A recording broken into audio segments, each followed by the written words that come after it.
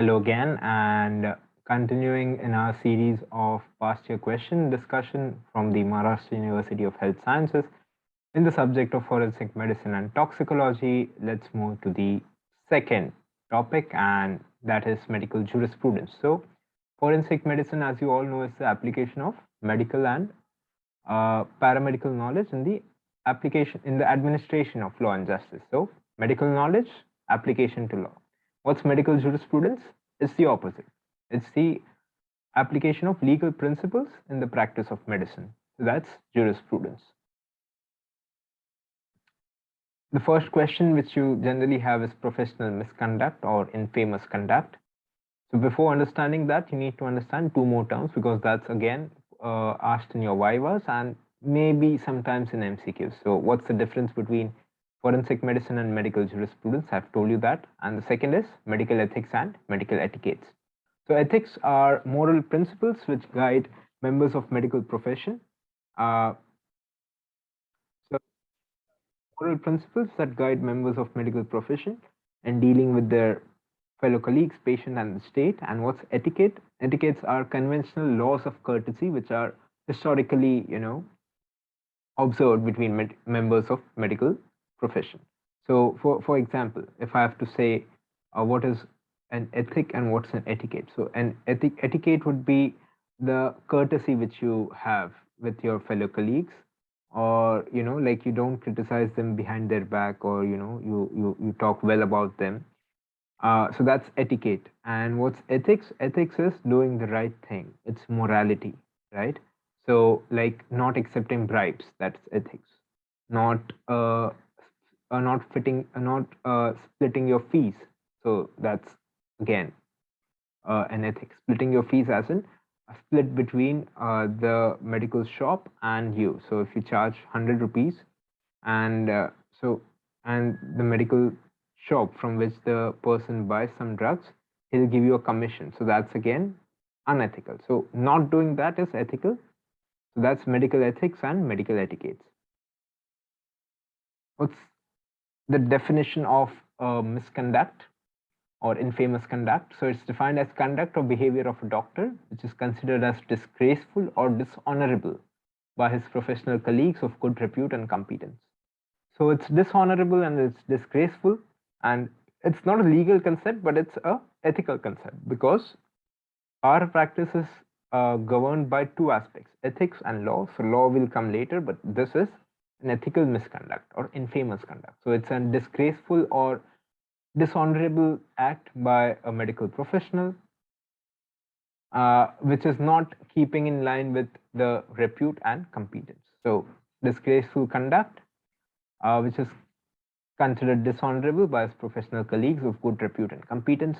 It's a very long list, but it includes acts of commission and acts of omission. The acts of commission include 6A's, which is adultery.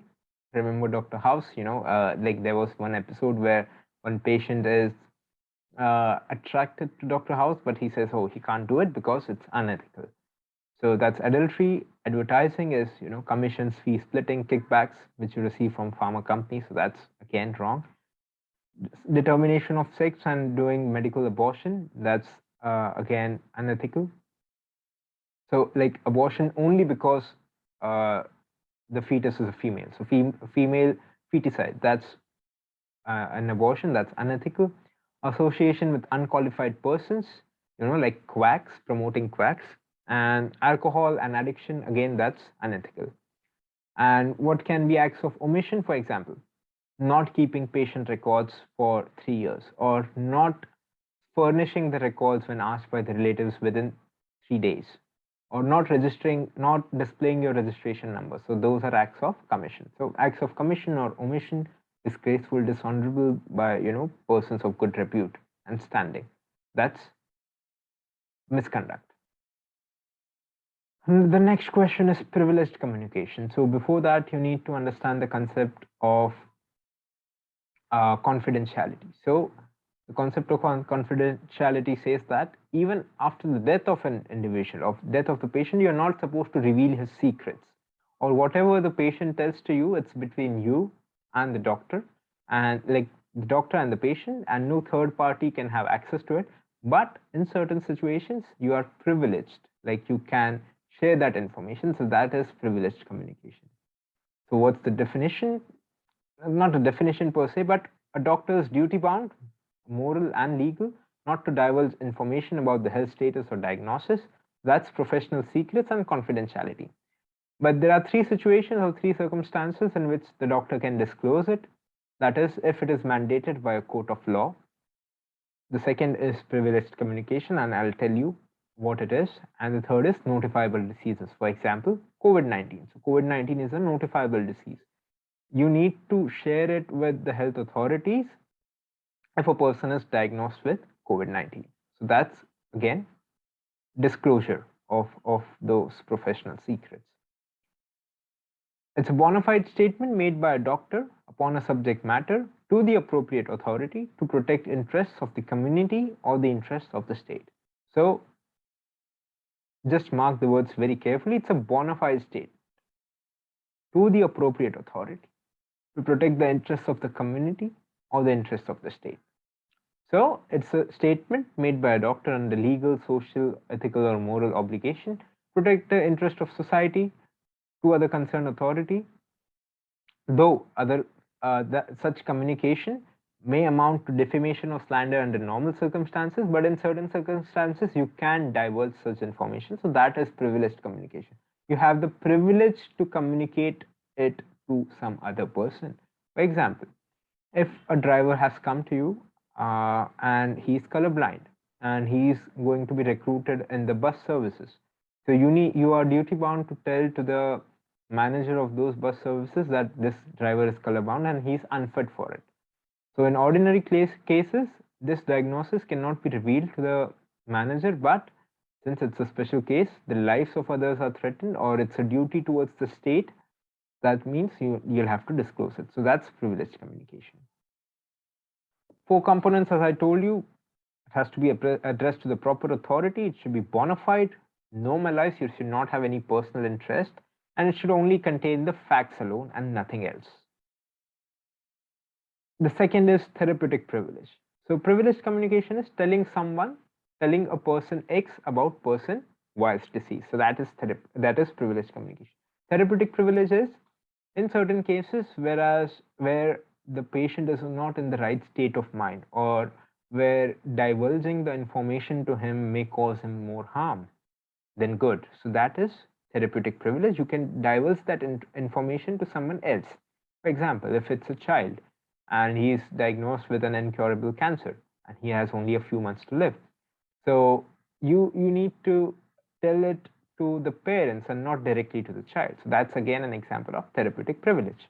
Or if it's an old person who cannot bear the stress of that diagnosis or prognosis, you cannot tell to him, you can tell it to someone else. That's therapeutic privilege.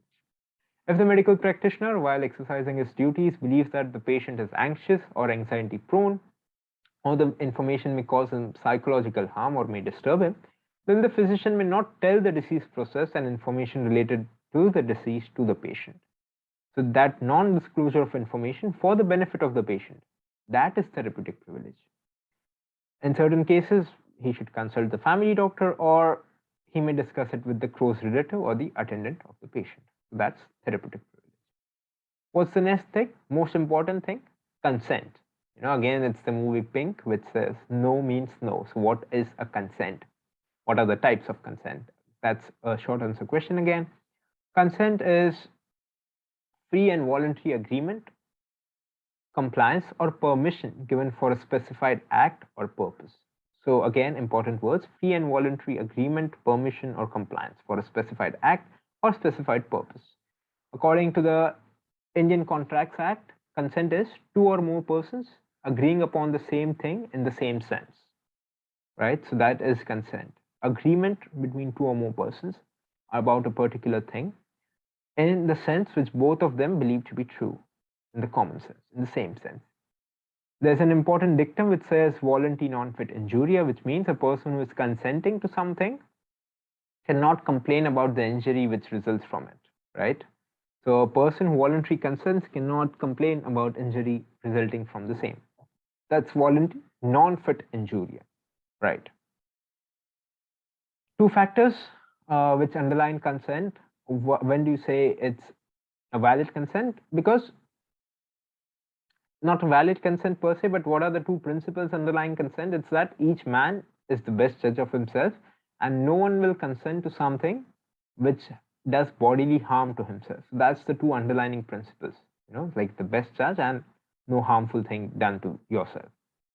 When will it be an invalid consent? If it's by coercion, if it's by force, if it's by putting someone's life in danger, if it's by malice, if it's by fraud, it's an intoxication, if it's obtained from a person who's of unsound mind, if it's from a person who's below 12 years of age. All of these are clauses for invalid consent. It's the same when you'll have the question on rape, like against her will, without her consent, with her consent, if that consent is maliciously obtained, and things like that. So there are many sub provisions within it. So it's very similar. And again, there's an MCQ which says, section 84 of IPC is related with criminal responsibility of insane. So this is a civil responsibility of insane, that he cannot enter into a contract. He cannot consent because he is not in the right state of mind. But the criminal responsibilities, he cannot be liable for any act which is done when he is of that unsound mind. So that is 84 IPC, which is McNaughton's rule, criminal responsibility of insane. That's again a very important SAQ. I have not been able to discuss it here, but you should go through it, because from forensic psychiatry, again, one question is sure shot. So invalid is fear, injury, misconception, fraud, intoxication, unsound mind, less than 12 years. Right. And what are the two main types? It's implied and expressed. So implied is if a patient comes to a doctor, that means he's implying that I agree to be examined by you. So inspection, palpation, percussion, I agree to be examined. So you don't fill a form for consent. So that's an implied consent. What's an expressed consent? It's verbal or it's written. So verbal, again, you need 2 or more witnesses for it.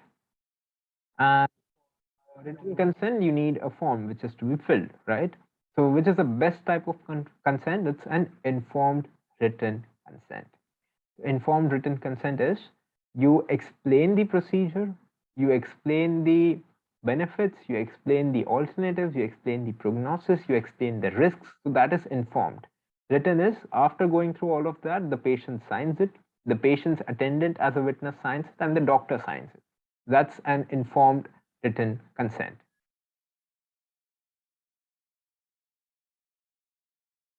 One minute.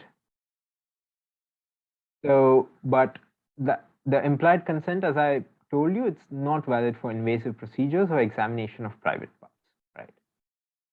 Expressed is distinctly stated in explicit language, right to know about disease, diagnostic tests, treatment plan, alternative methods, risks, benefits, prognosis, which are the exceptions to the informed consent. Like in certain situations, you need not necessarily take consent. So that is if it's an emergency situation. So again, that's a question asked in a viva. They'll give you a scenario that in an emergency situation, you had to amputate the limb of a patient, and later the patient sues you in the court of law. So which defense can you, under which IPC can you defend yourself? That's section 92 IPC, which is an act done in good faith to save the life of the patient in an emergency. So that's 92 IPC. If the person becomes incompetent during the course of his treatment, and he has, given a therapeutic privilege to you that, oh, in case of my incompetence, the doctor can decide for me. So that's therapeutic privilege. Or waiver, that means I'm waiving all my rights.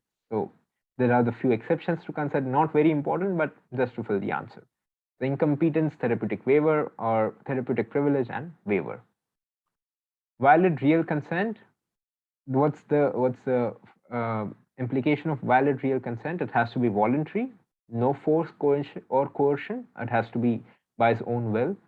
Capacity, the person has to be competent enough to understand the nature and consequences of the thing he's consenting to, and knowledge of the procedure. So voluntariness, capacity, and knowledge. There are few other terms. Loco parentis is, when the parent is not available, a guardian can give consent on behalf of the child. So that's only for child. The consent of the spouse is required for artificial insemination, obviously, or sterilization, because it impinges on the sexual rights of the spouse. But for medical termination of pregnancy, only the consent of the women is required, not of the male. Can you refuse consent? Yes, there's a thing called do not resuscitate. So that's a refusal of consent. Advance directive, earlier it was not legal, but now the Supreme Court has legalized advance directive or a living will in India, you know. That's a form of passive youth. That's a form of euthanasia kind of thing. And in which cases you do not need consent? During a medical legal autopsy, during examination of accused, no consent required. But in a case of pathological autopsy, you need consent. In case of examining the victim, you need consent, right? So in accused and autopsy, no, but victim, yes. Other types, blanket consent, you know, can consent which is not taken for any specific purpose. It's not a very good defense, because you should never have a blanket consent. It should be very specific.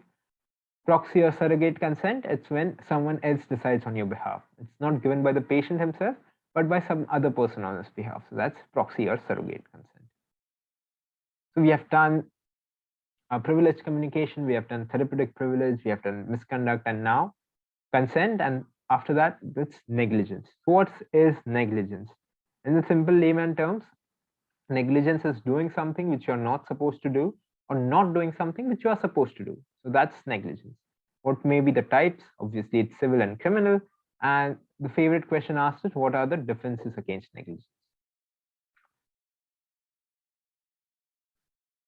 Definition, it is the absence. Want means absence. Absence of reasonable degree of skill and care, or willful negligence, which results in bodily harm, ill health, or death, an act of commission or omission which an ordinary man is not supposed to do.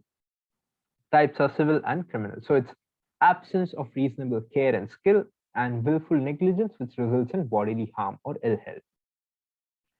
There are various components of negligence. So that means first you had a doctor-patient relationship. A duty of care was owed to the patient by the doctor. There was dereliction of the duty. That means the doctor did not do his duty well. There was a direct damage which was caused as a result of it, which is direct causation. And then for the damage, you need compensation. So damage should be compensated in terms of money. So this flowchart is very important. You should write it if there's a question on negligence. Civil negligence, it's filed by the patient. Burden of proof is on the patient to prove that the doctor was negligent. And the main aim is monetary compensation, and it has to be filed within 2 years. So I've just mentioned the flowchart, but you need to explain each of them, right? The doctor-patient relationship existed. There was duty, no duty performed, damage, and compensation. Duty of care, once a relationship is established, it doesn't matter if it's a free consultation or an emergency. So that's not a valid defense, you know, that it was done out, you know, I didn't charge for it, so I'm not liable. No, but once you care for it, there is a doctor-patient relationship. In medical legal cases, you are not bound by that doctor-patient relationship. Dereliction of duty is breach of duty, again, commission or omission. Example, patient came with a road traffic accident, and you didn't give tetanus prophylaxis, and the patient developed tetanus later on. So that is negligence on your part. Or under the influence of alcohol, Kabir Singh, if he is performing some surgery and it goes wrong, that is again negligence. That's gross negligence, resulting in bodily harm, disease, or death of the patient. And there was direct causation, which is injury, harm, disability. And then there was compensation. So that was civil negligence. The second part is criminal negligence. Again, it's a very famous, or the favorite MCQ, which is, what's the IPC required for criminal negligence? That's 304A. So which IPCs have I mentioned till now? 172 IPC was disobedience of summons. 197 is injury for punishment for false certificate. 193 is perjury. 84 IPC is McNaughton's rule, which is criminal responsibility of insane.